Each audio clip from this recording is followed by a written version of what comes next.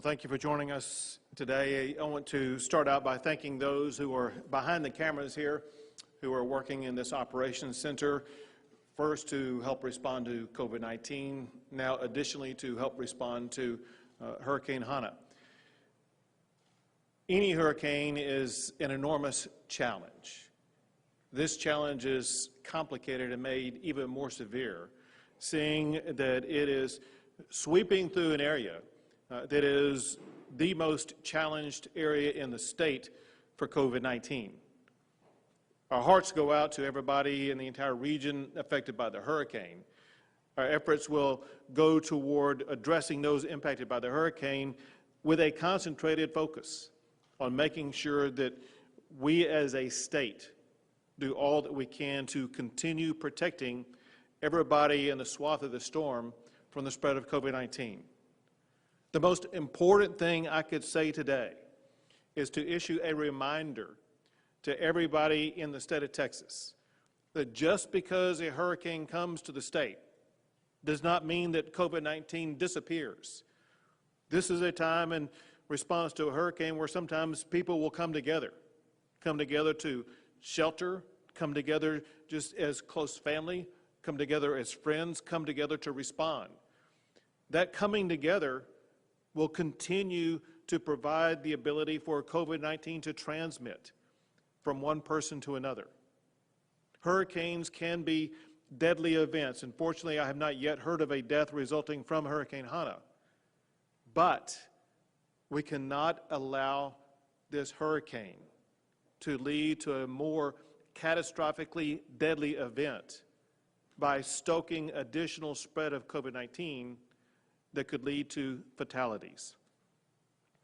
We're very, very concerned about the status of the storm and what it will be bringing in the coming days and hours.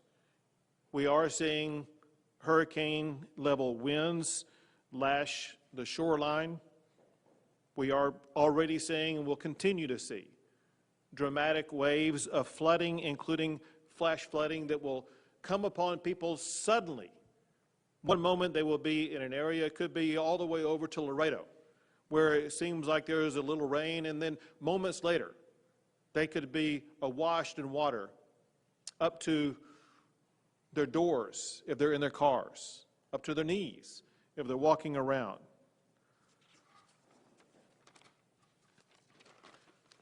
So as we speak, the hurricane is in the process of making landfall.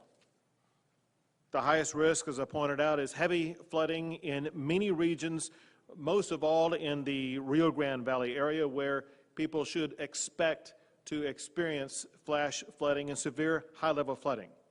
This flooding is so severe that it can be very life-threatening. Everybody that's in the zone of where either this hurricane or the flooding may occur, you need to take precautions to make sure that you protect your own life, knowing that you can keep yourself out of danger's way by making sure you do not go out into the storm. There will be possibly, probably, substantial property damage, in large part because of flooding, but also in part because of the winds whipping around the entire region affected by Hurricane Hanna.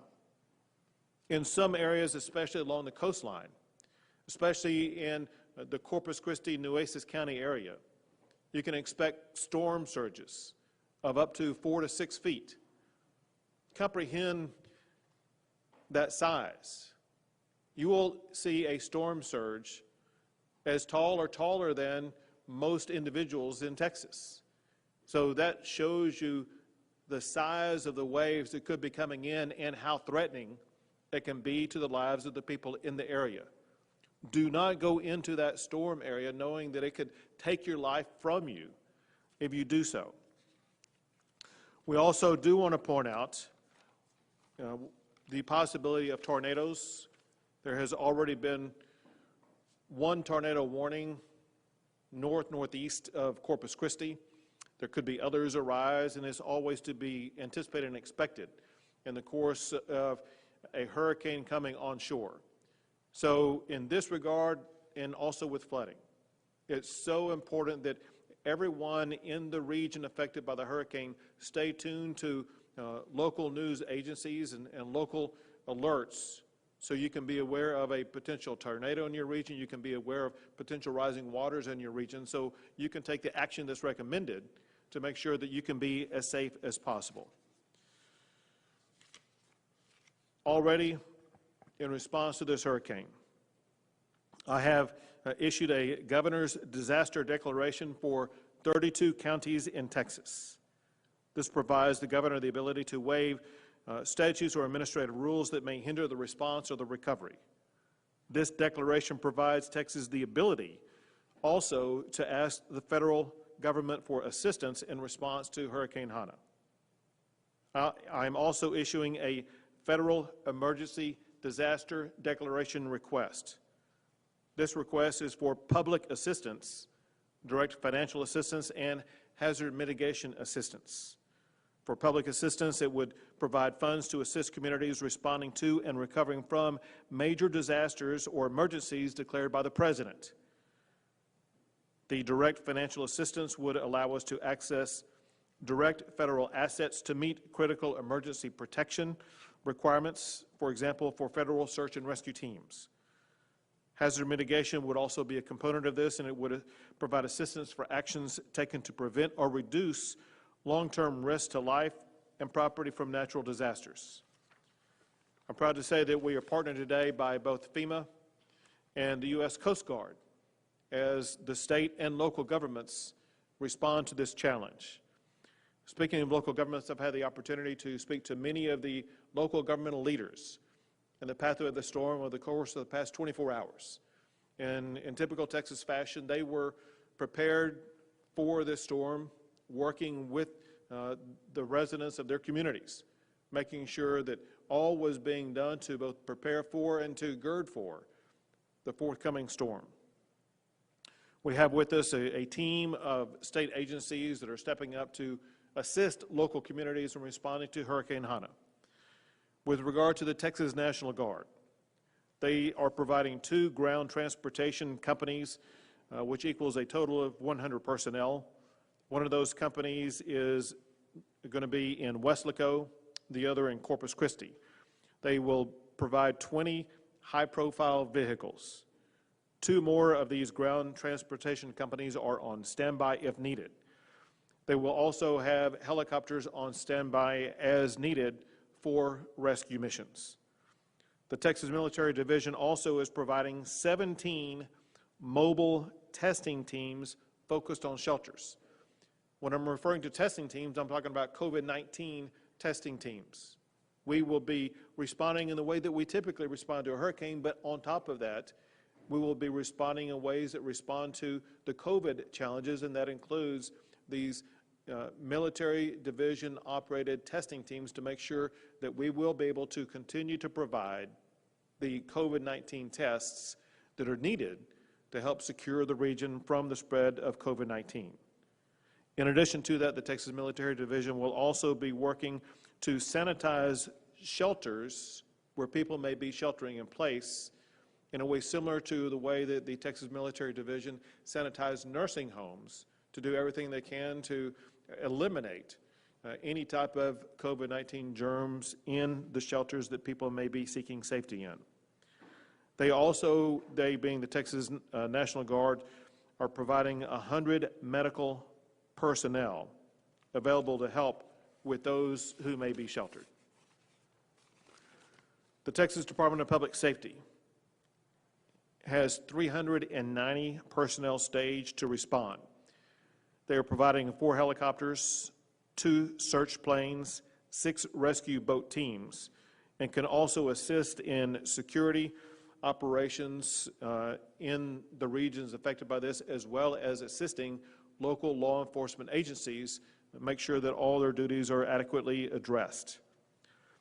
TEACS is providing 8 boats and 30 personnel in the Rio Grande Valley region, as well as 6 boats and 20 personnel in the Corpus Christi region, and 80 personnel staged in Pleasanton, Texas right now to be ready to surge for search and rescue as needed. With those efforts, they have 6 boats and 4 search squads. The Texas Parks and Wildlife, they have announced that parks are closed along the coastline from Galveston all the way to Brownsville, and 3 state parks in the Rio Grande Valley region are also closed. Additionally, Texas Parks and Wildlife Division, they are providing search and rescue teams for water-based search and rescue. They are providing 60 game wardens, 4 swift water boats, 15 shallow water boats, as well as a helicopter with a hoist for rescue if needed. The Department of State Health Services remains actively involved in the COVID-19 response during the course of this hurricane.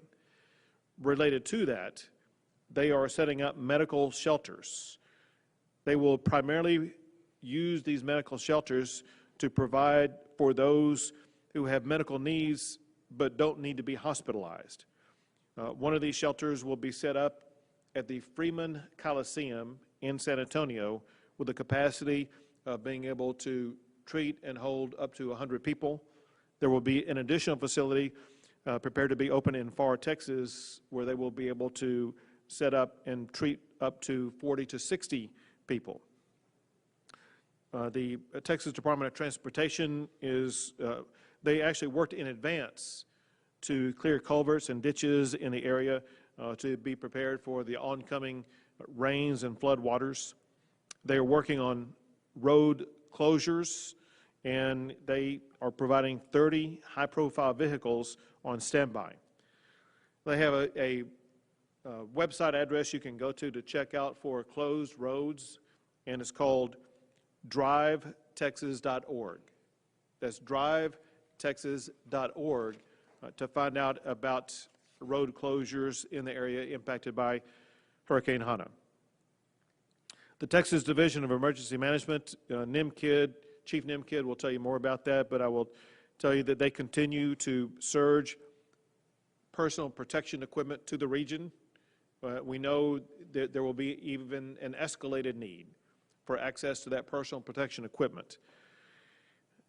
They have food and water available for anybody who will need access to that food and water, and part of that will be through the Texas Division of Emergency Management. Also, part of that is being provided by FEMA. And they are preparing for debris cleanup.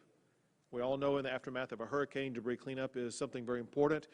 I would like to once again both recognize and thank the Texas Legislature for all they did this past session to create a very robust system to respond to hurricanes like this, including the additions they added to Texas statutes concerning debris removal and cleanup.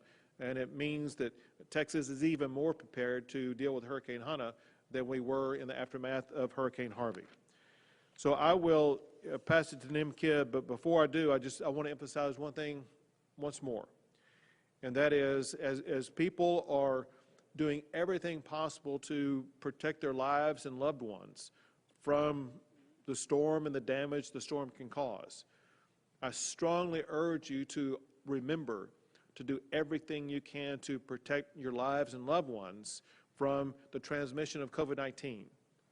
Do not, in haste, take action that could cause you, a family member, or a loved one to lose their life in the coming weeks to COVID-19 by disregarding all of these practices that we've become accustomed to using, such as wearing a face mask as you respond to COVID-19, maintaining distance where possible, and most importantly, avoid gatherings of more than just a few family members. With that, I'll pass it off to Chief NIMKID. Thank you, Governor. As the Governor said, this is a very dangerous storm. The wind will be part of our concern, but mostly we'll be concerned with the rainfall and the flooding. I need to remember, turn around, don't drown. If you do not have to be out in this weather, do not get out in this weather. Please stay stay high as you can, and there's no reason to get out and travel just to go and look and see what's going on. Second, our local, state, and federal partners are working very close to each other with the priorities of life safety, property conservation, and environmental protection. We're doing that through providing rescue assets to our local partners in consultation and cooperation with our federal partners, And then at the local level, we've talked to several officials this morning that will be opening emergency shelters in their jurisdictions. If you had the chance to evacuate and are on your way now, the City of San Antonio and Bexar County has opened up the Freeman Coliseum as a reception center, and the American Red Cross will be providing hotel rooms for people that make their way into San Antonio. As the Governor said, we'll continue to provide personal protective equipment, testing and cleaning in all of our shelters, working very close with our private contractor partners to get debris cleaned up as soon as possible. We'll continue to push for the disaster declaration to support our local governments and our citizens. And finally, I would like to thank all of the local officials that are out there, Governor. In the midst of this pandemic, they have been planning, training, and exercising for hurricane response. It was last week and a half ago that we've had virtual exercises with all of our coastal partners to respond, and so I know they're engaged and they're ready. And that's worth emphasizing because back in May, you and teams were working on this very scenario. We did not come to this today or yesterday by any sense of surprise. At a time when we knew COVID already existed in the state of Texas, the Texas Division of Emergency Management was working with those behind us right now, as well as with local officials, to be sure that we were prepared in the event that a hurricane did arise, and that preparation months in advance is paying off today and in the coming days. We'll take a few questions. Sure.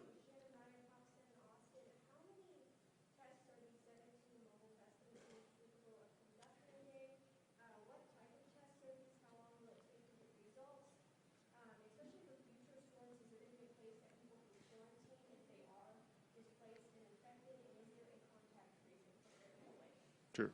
Chief. So, Jenna, I think I heard the question right. How many tests will each team be capable of delivering? And the answer is hundreds per day. We'll be using the curative test, which is the oral swab test. We've been seeing lab turnaround times after transportation to really be about 20 to 24 hours. And so to get in and test within those facilities, the other thing the military department teams are capable of doing is surveying people to see who's sick and who's not sick right there, so we can segregate as much as possible. And so we'll see those people come in to do the cleaning, do the testing, and get those results back. If we need to open up additional space for people to quarantine, we will be using hotel rooms. We don't want to set up any more congregate settings than we have to. Yes, ma'am.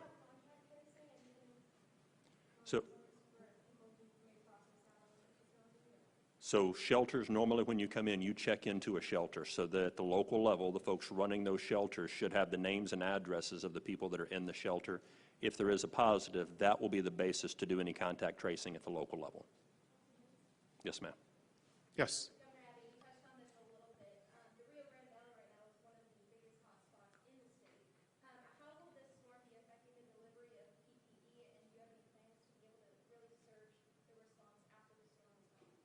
So right now we are surging PPE into the area to make sure that all of the PPE needs will be met. This storm could slow the robust testing that was in place for a day or two while the communities get stabilized. And so there could be a possible decrease in the number of people being tested. But we will be prepared to go in and surge testing in the coming days and coming weeks to help the communities respond to the COVID response aspect of this hurricane.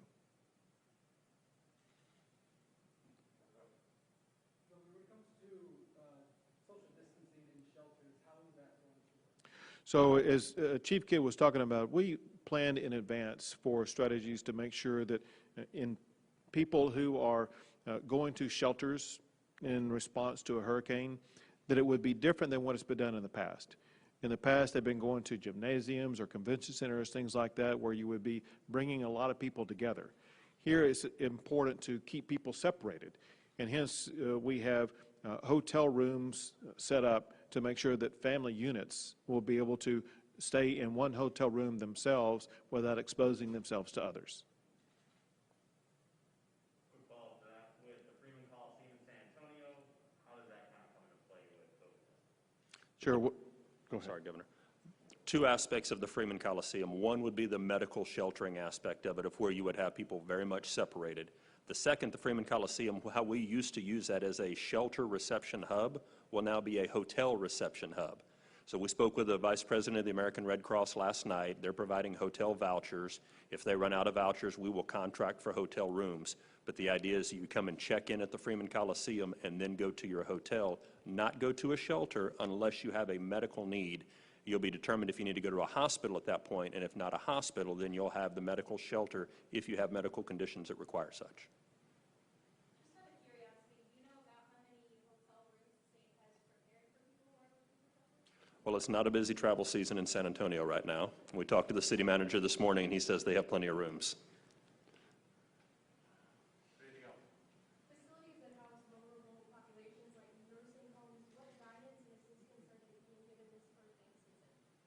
But we've worked very close with all of the nursing homes through the testing and the cleaning. We know exactly where they are, how many residents they have, and all those addresses will be shared with our search and rescue partners if there's any need to do that. If we need to evacuate a nursing home at this point, we still have all of the resources that we've had in every hurricane season to do that. The difference will be we'll be wearing more PPE than we would have in the past. Governor, with the $600 extension on employment expiring, 3 million Texans unemployed, do you support the extension of that $600 supplemental income for people who are unemployed? I think it's important that we continue to help Texans who are working through this process of navigating a pathway forward from COVID-19, and I'm confident that the U.S. House and Senate will reach an agreement that will be helpful to our fellow Texans. I want to see the House and Senate work collaboratively toward helping both individuals as well as communities in the state of Texas. Yeah.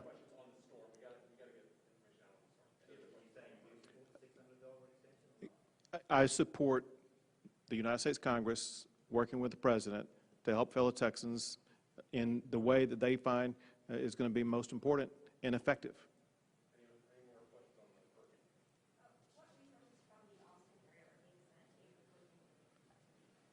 Resources from the Austin area? So very few from the Austin area unless they're part of Texas Task Force 1 that's been pulled up or one of the emergency medical task forces. The team behind us has done a great job of not pulling any of the COVID responders off of the COVID mission to go and do this. These are additional resources above and beyond what the state has been focused on COVID with.